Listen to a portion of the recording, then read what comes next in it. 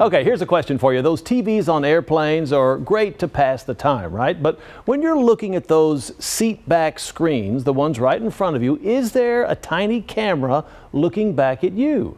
Well, there's a viral picture going around online right now about cameras installed in in-flight entertainment systems. So we had our Verify team find out if it's true.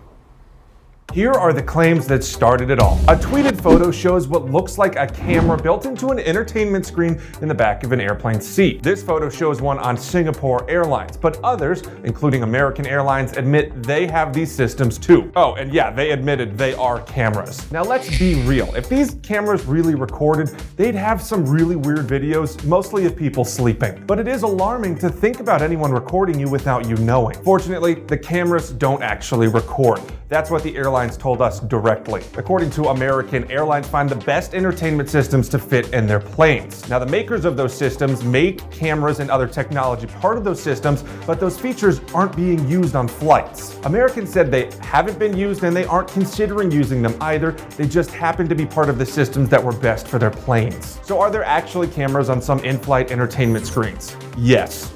Are those cameras in use or recording you? No. With your Verify, I'm Jason Puckett.